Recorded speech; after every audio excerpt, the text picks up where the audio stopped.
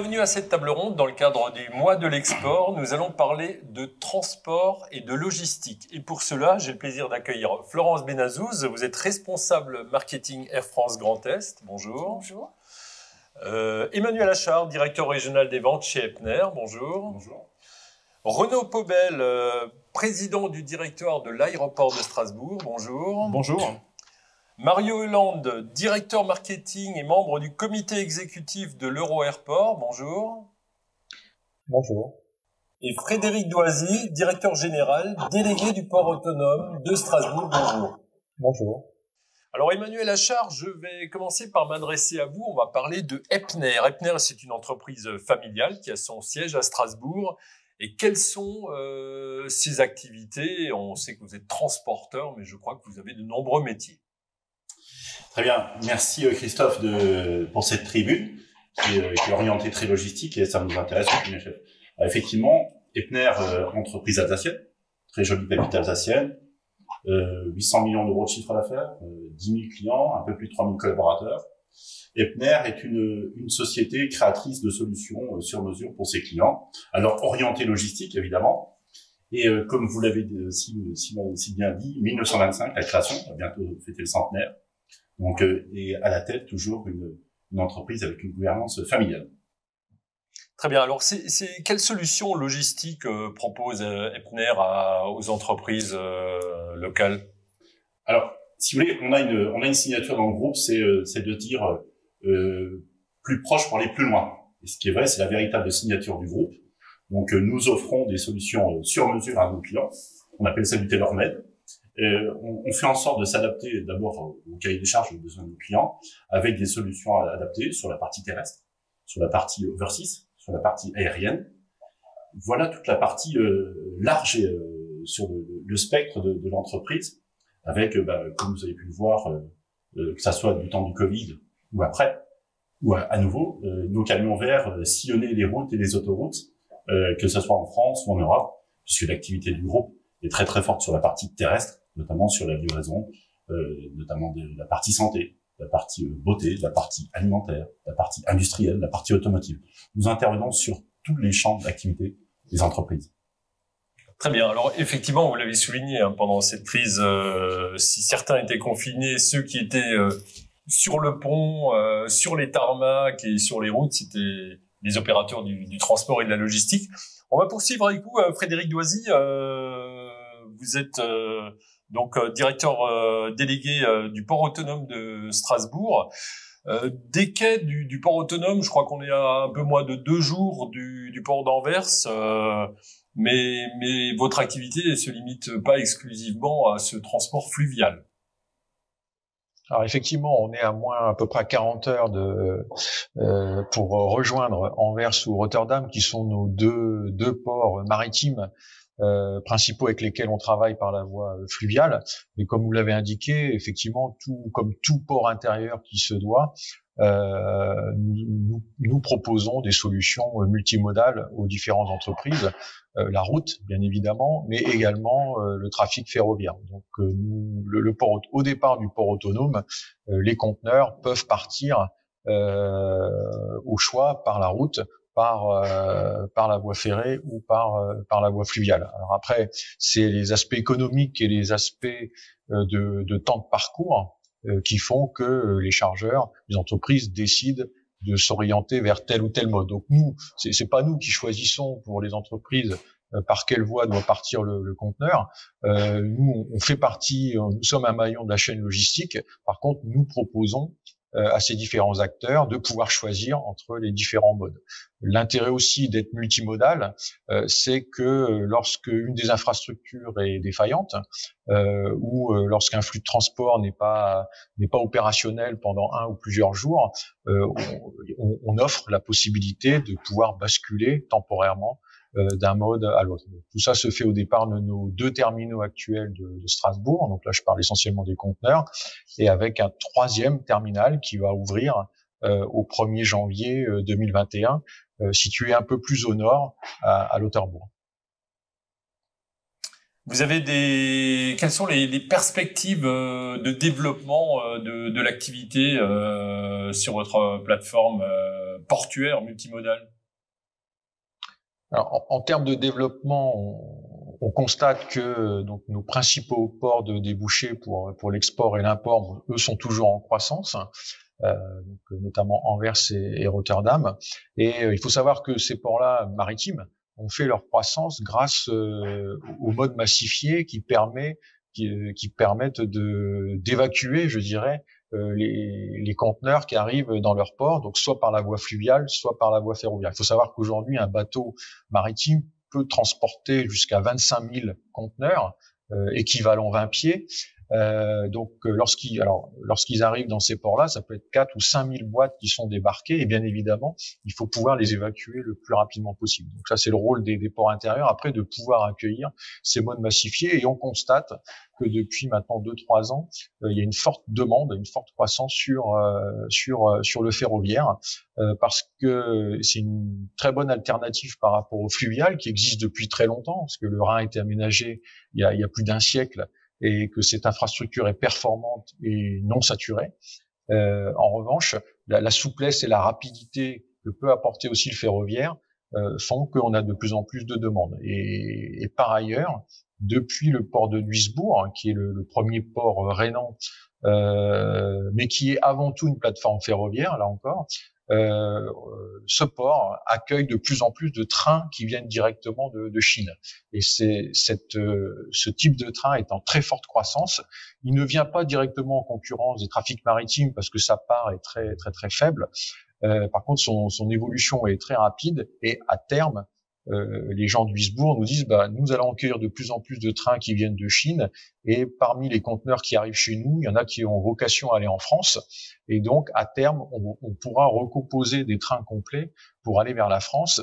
Et quand vous regardez une carte des corridors européens, normalement, le point de passage, c'est Strasbourg. Donc il faut qu'on puisse se préparer à cette croissance du trafic ferroviaire qui va venir naturellement des ports maritimes, mais du coup, ça peut venir aussi du port du Havre et du port de Marseille, puisque malheureusement, nous ne sommes pas connectés au port maritime français par la voie fluviale, mais bien évidemment, nous le sommes par la voie ferroviaire. Donc, il y a un potentiel de croissance ferroviaire venant des ports maritimes et venant des trafics des routes, de la route de la soie. Merci Frédéric Doisy. Florence Benazouz, vous êtes directrice marketing Air France Grand Est. Alors, comment est organisé d'abord Air France dans le Grand Est? Alors, bonjour Christophe. Nous avons une direction régionale qui se situe à Illkirch, donc au parc d'innovation d'Illkirch dans le sud de Strasbourg. Cette direction régionale va regrouper plusieurs services, donc le service marketing auquel j'appartiens, le centre de relations clients qui est la plateforme téléphonique pour Air France, une des plateformes téléphoniques en France, les commerciaux donc qui sont plus que jamais en contact avec les entreprises aujourd'hui et leurs assistantes, service des groupes, service team qui fait office d'assistance aussi aux agences de voyage. Et bien entendu, on n'oublie pas les aéroports. L'aéroport de Strasbourg, nous avons des salariés pour l'enregistrement, l'embarquement, toutes les tâches aéroport, et ainsi qu'à Mulhouse. Voilà. Et au total, on est 280 personnes. 280 personnes oui, dans sur la plateforme dans le Grand Est. Dans le Grand Est, absolument. D'accord. Absolument. Mario Elan, vous êtes directeur marketing et membre du comité exécutif de l'Euro-Airport. Alors l'Euro-Airport, avec son offre de transport voyageurs et sa capacité de frais, constitue une opportunité à l'export pour les entreprises du territoire? Oui, tout à fait. Notre région, elle est à forte vocation exportatrice dans les 3 pays qui nous avoisinent, notamment l'Allemagne, la Suisse ont une partie de leur PIB à l'export au-delà de 50%, la France presque 40%. Alors, sont 3 zones économiques qui ont du business à vocation de l'export. Nous avons une forte présence d'un pôle de life sciences dans toute la vallée rhénane. Et d'ailleurs, ils sont organisés sous le label de Bio Valley dans les 3 pays. Et notre mission, c'est d'apporter la meilleure connectivité possible aux entreprises, aux habitants de cette région. Alors, la connectivité, on la considère de le proposer doublement. D'une part, c'est les vols Europe et d'autre part, c'est la connectivité au monde. Alors, nous avons la présence des 3 grands groupes chez nous, Air France KLM, le groupe Lufthansa avec leurs enseignes et IAG avec British Airways. À cela se rajoute Turkish Airlines. Et au total, nous sommes connectés à haute fréquence avec 8 grandes plateformes intercontinentales. Pour ne pas les nommer, c'est Charles de Gaulle, Francfort, Munich, Bruxelles, Vienne, Amsterdam, London, Heathrow et Istanbul.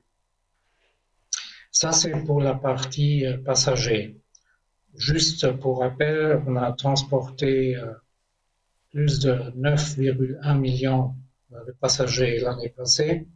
Cette année, pour être franc, va être très timide avec 2,6 millions. On aura perdu plus de 70% de notre trafic.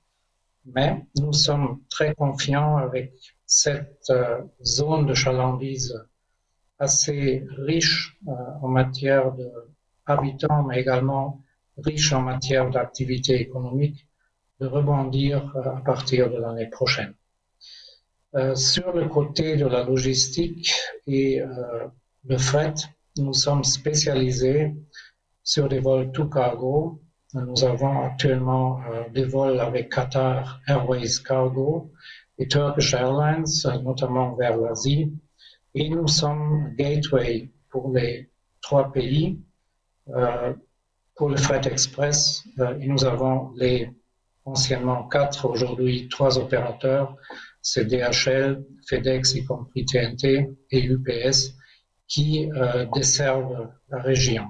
Vous avez également développé, je crois, sur l'Euro-Airport des solutions logistiques spécifiques, et notamment pour le secteur pharmaceutique. Tout à fait.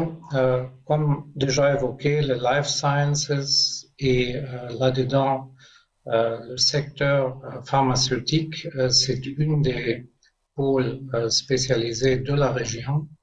Nous avons donc construit un terminal de 21 000 m² sur place avec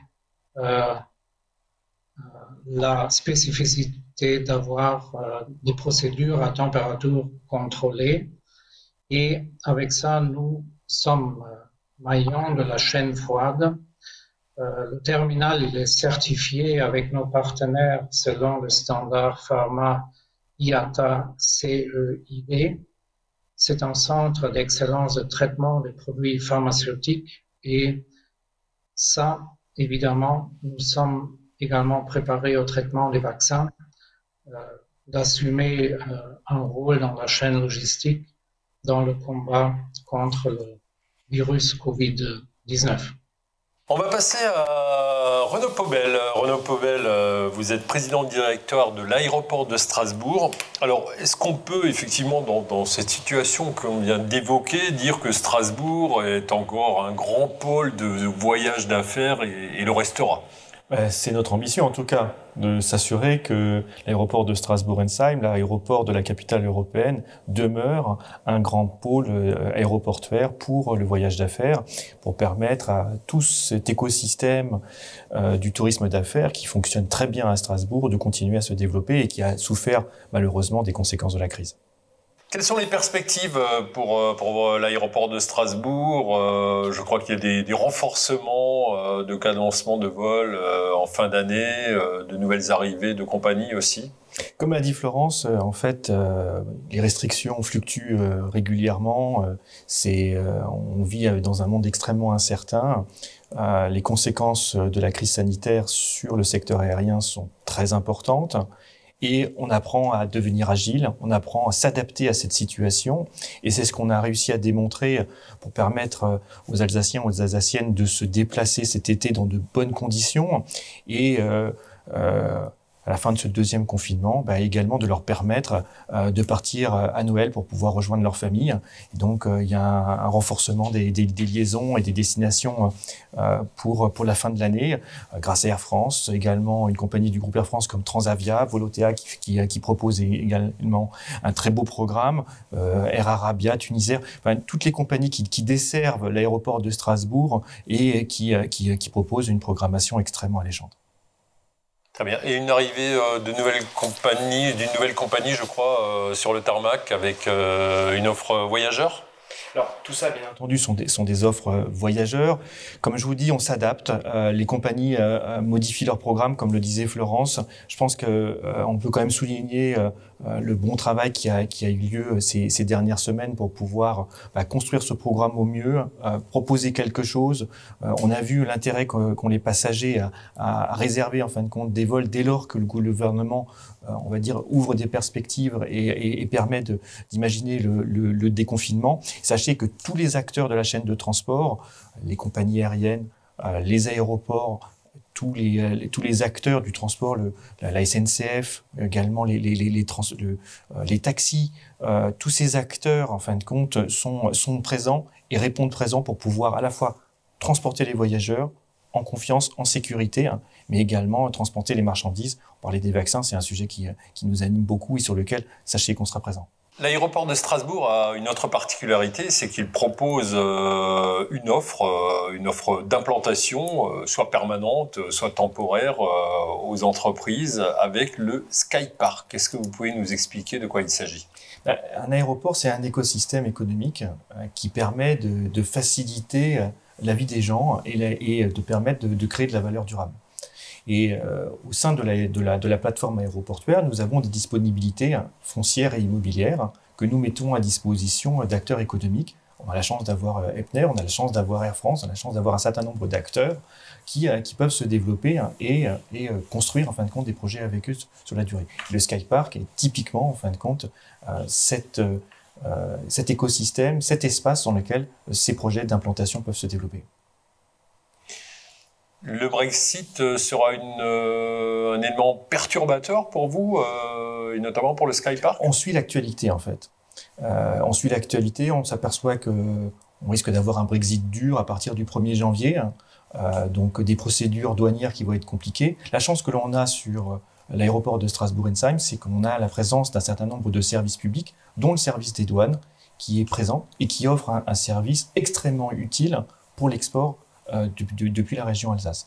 Et donc, la question qui va se poser, c'est comment on va gérer en fin de compte ces procédures et comment est-ce qu'on va s'organiser pour faciliter la vie des gens en évitant la saturation, les camions qui s'agglutinent les uns sur les autres. Et donc, on essaie d'anticiper avec nos partenaires transporteurs, avec les services des douanes, pour pouvoir faire en sorte que ce Brexit ne soit le moins douloureux possible et qu'on puisse construire et avancer ensemble.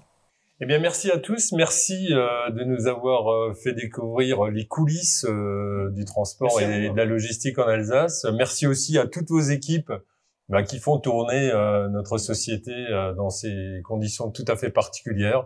Et c'est très important. Merci. Merci Christophe. Merci Christophe. Merci Monsieur Doisy. Je vous souhaite une bonne journée. Mario Hollande, merci à vous. Au revoir. Au revoir.